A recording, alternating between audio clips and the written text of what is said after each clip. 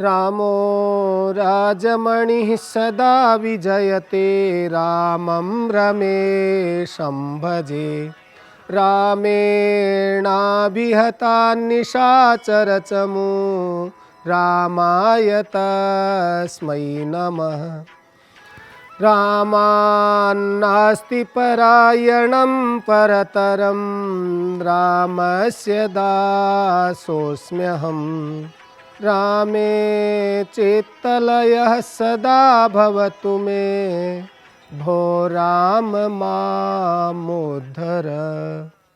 नमो नमः। प्रिय छात्राः, अद्य वयं सप्तमकक्षायाः दीपकं परिशिष्टं प्रथम इत्यस्य शब्दरूपाणि इति पाठं पठामः। किं भवन्तः जानन्ति यत् संस्कृतभाषायां वचनानि भवन्ति? उत्तमं। जानन्ति वा? वदन्तु वदन्तु। शोभनं। संस्कृतभाषायां त्रीणि वचनानि भवन्ति। एकवचनं, द्विवचनं, बहुवचनं च। वचनानि कम् अर्थं बोधयन्ति इत्यपि जानन्ति वा? अस्तु, चिन्तां मास्तु, अहं बोधयामि। वचनम् इत्युक्ते संख्या, अर्थात शब्देषु यः संख्यारूपः अर्थः निहितः भवति तदेव वचनम् इति अभिधीयते। यदा कस्मिंश्चित् शब्दे एकम् इति संख्या बोधनीया वक्तव्या वा भवति तदा एकवचनस्य, द्वे इति संख्या बोधनीया वक्तव्या वा भवति तदा द्विवचनस्य, एवमेव त्रयः बहवः वा बोधनीयाः वक्तव्याः वा भवन्ति तदा बहुवचनस्य प्रयोगः भवति। इत्थं वयं वक्तुं शक्नुमः यत् एकस्य कृते एकवचनं, द्वयोः कृते द्विवचनं, तिसॄणां बहूनां वा कृते बहुवचनं प्रयुज्यते। अतः वचनानुसारेण शब्दस्य रूपपरिवर्तनं भवति। अवगतं भवद्भिः? शोभनम्।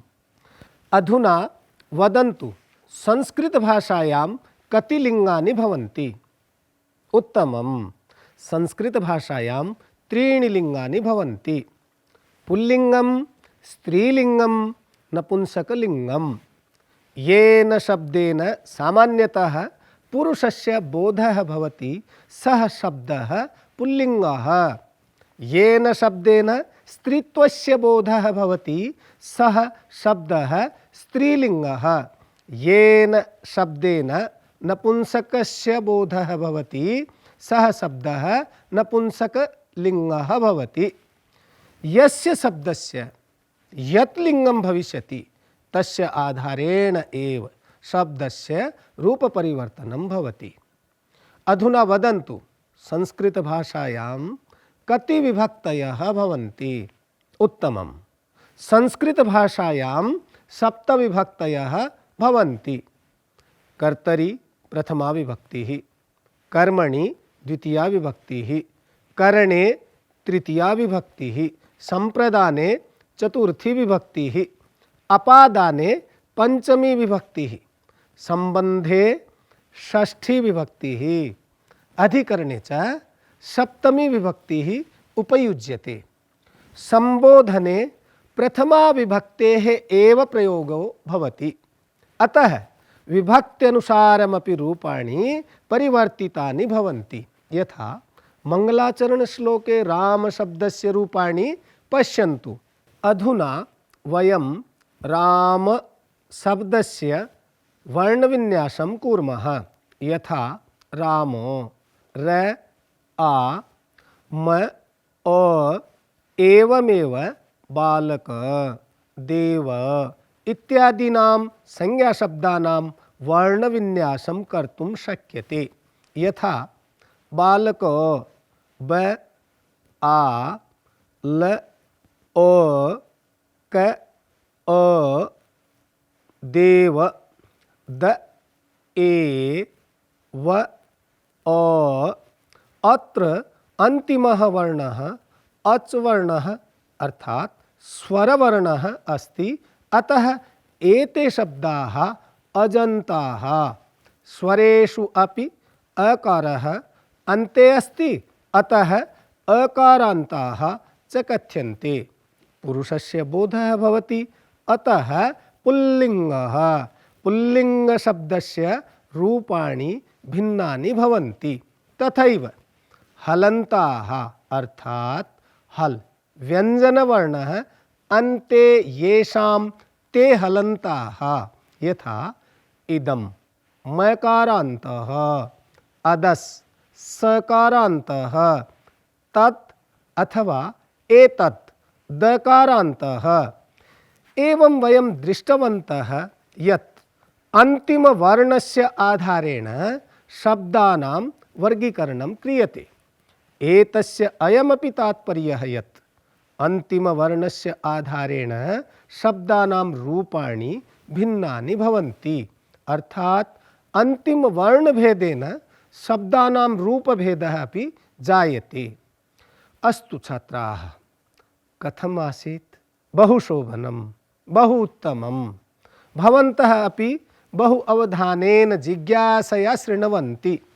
एतदर्थं भवन्तः साधुवादार्हाः। भवतु तावत्। अधुना अग्रे किं पठामः? अस्तु छात्राः, आगच्छन्तु। अधुना वयम् अजन्तेषु ऐकारान्त पुल्लिङ्ग बालकशब्दस्य सप्तसु विभक्तिषु त्रिषु वचनेषु च सर्वाणि रूपाणि वाक्यप्रयोगमाध्यमेन पठामः। एकः बालकः पुस्तकं पठति। अत्र बालकः इति कर्तृपदं, पुस्तकम् इति कर्मपदं, पठति इति च क्रियापदम् अस्ति। कारकपदे संज्ञापदानि सर्वनामपदानि वा भवन्ति। पश्यन्तु छात्राः, अत्र बालकः पुस्तकं पठति इति च शब्दत्रयम् अपि परस्परं सम्बद्धम् अस्ति। त्रिषु शब्देषु किं वचनं जानन्ति वा? उत्तमं। शब्दत्रये अपि एकवचनम् अस्ति। एवं कथं? यतोहि शब्दत्रये अपि एकत्वं विवक्षितम् अस्ति, अतः एव तत्र एकवचनस्य प्रयोगः कृतः। इतोपि एकं वाक्यं पठामः। द्वौ बालकौ पुस्तकं पठतः। बालकः पुस्तकं पठति, बालकौ पुस्तकं पठतः। अत्र कः भेदः? आगच्छन्तु किञ्चित् जानीमः। पश्यन्तु, अत्र बालकः एकवचनम् अस्ति, पठति अपि एकवचनम् अस्ति। तथैव बालकौ द्विवचनम् अस्ति, पठतः अपि द्विवचनम् अस्ति। एवमेव बहुवचने बालकाः पठन्ति इति प्रयोगः भवति। बालकः, बालकौ, बालकाः एतानि कर्तृपदरूपाणि प्रथमा विभक्तौ त्रिषु वचनेषु च भवन्ति। एवमेव शिक्षकः एकं बालकं पाठयति। शिक्षकः द्वौ बालकौ पाठयति। शिक्षकः अनेकान् बालकान् पाठयति। अत्र त्रिषु अपि वाक्येषु शिक्षकः इति कर्तृपदम् एकवचनं च अस्ति, पठति इति क्रियापदम् एकवचनं च अस्ति। अत्र पश्यन्तु छात्राः, शिक्षकः कं पाठयति? उत्तमं, बालकम्। अतः बालकम् इति कर्मपदम्। तत्रापि बालकम् इति एकवचने, बालकौ इति द्विवचने, बालकान् इति बहुवचने च अस्ति। बालकं, बालकौ, बालकान् एतानि कर्मपदरूपाणि द्वितीया विभक्तौ त्रिषु वचनेषु च भवन्ति। मन्ये अवगतं भवद्भिः। अग्रे अहं वदामि, भवन्तः अपि मया सह ध्यानेन वाक्यानि पश्यन्तु, शृण्वन्तु, मनसि पठन्तु, अनुवदन्तु च। यथा प्रथमा द्वितीया विभक्तेः रूपाणि पठितवन्तः तथैव वाक्यप्रयोगैः तृतीया विभक्तेः शब्दरूपाणि अपि जानीमः। पश्यन्तु, शिक्षकः बालकेन वाचयति, शिक्षकः बालकाभ्यां वाचयति, शिक्षकः बालकैः वाचयति। अत्र त्रिषु अपि वाक्येषु शिक्षकः इति कर्तृपदम् एकवचनं च अस्ति, वाचयति इति क्रियापदम् एकवचनं च अस्ति। अत्र पश्यन्तु छात्राः, शिक्षकः केन वाचयति? उत्तमं, बालकेन। अतः बालकेन इति कर्णपदम्। पुनः वचनभेदात् बालकेन एकवचने, बालकाभ्यां द्विवचने, बालकैः बहुवचने च अस्ति। बालकेन, बालकाभ्यां, बालकैः तृतीया। एतानि कर्णपदरूपाणि तृतीया विभक्तौ त्रिषु वचनेषु च भवन्ति। छात्राः आगच्छन्तु, अग्रे सरामः, वाक्यत्रयम् अवगच्छामः, चतुर्थी विभक्तिं च पठामः। शिक्षकः बालकाय पुस्तकं ददाति, शिक्षकः बालकाभ्यां पुस्तकं ददाति, शिक्षकः बालकेभ्यः पुस्तकं ददाति। अत्र त्रिषु अपि वाक्येषु शिक्षकः इति कर्तृपदम् एकवचनं च अस्ति, ददाति क्रियापदं, पुस्तकं कर्मपदम् एकवचनं च अस्ति। अत्र पश्यन्तु छात्राः, शिक्षकः कस्मै पुस्तकं ददाति? उत्तमं, बालकाय। अतः बालकाय इति संप्रदानपदम्। वचनभेदात् बालकाय एकवचने, बालकाभ्यां द्विवचने, बालकेभ्यः बहुवचने च अस्ति। बालकाय, बालकाभ्यां, बालकेभ्यः चतुर्थी। एवमेव पंचमी विभक्तिं पठामः। खगः बालकात् भयम् अनुभवति, खगः बालकाभ्यां भयम् अनुभवति, खगः बालकेभ्यः भयम् अनुभवति। अत्र खगः इति कर्तृपदम् एकवचनं च, अनुभवति इति क्रियापदम् एकवचनं च अस्ति। अत्र खगः कस्मात्, काभ्यां, केभ्यः वा भयम् अनुभवति? अत्युत्तमं, बालकात्। अतः बालकात् इति अपादानपदम्। वचनभेदात् पुनः बालकात् एकवचने, बालकाभ्यां द्विवचने, बालकेभ्यः बहुवचने च अस्ति। बालकात्, बालकाभ्यां, बालकेभ्यः पंचमी। एतानि अपादानपदरूपाणि पंचमी विभक्तौ त्रिषु वचनेषु च भवन्ति। इतः परं वयं वाक्यप्रयोगैः षष्ठी विभक्तिं पठामः।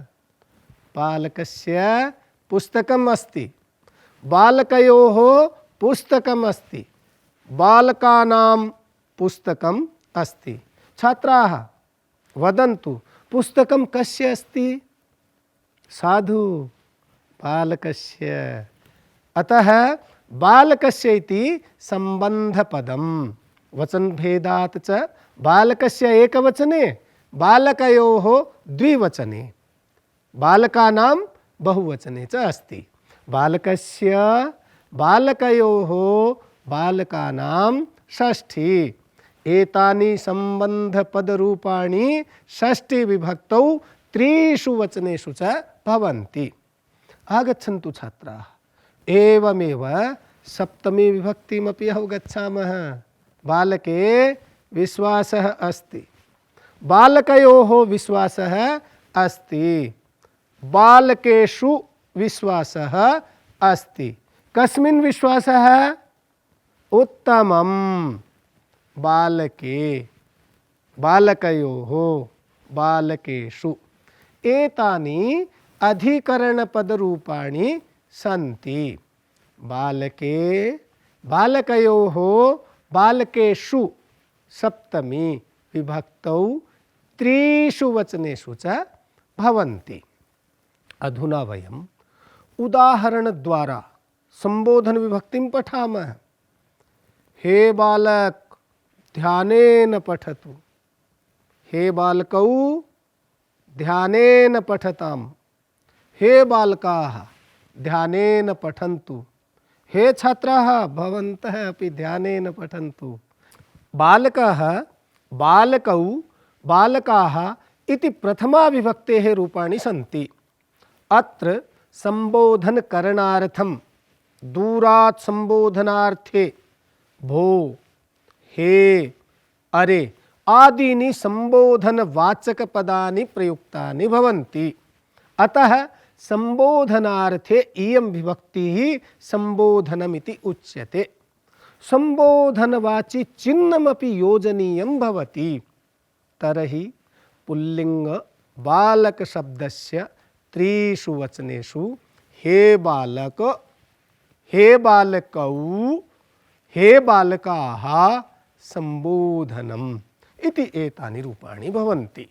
अधुना ऐकारान्त पुल्लिंग बालक शब्दस्य सप्तसु विभक्तिषु त्रिषु वचनेषु क्रमशः एकवचनं, द्विवचनं, बहुवचनम् इति क्रमे च सर्वाणि रूपाणि अग्रे अग्रे अहं वदामि, भवन्तः अनुवदन्तु।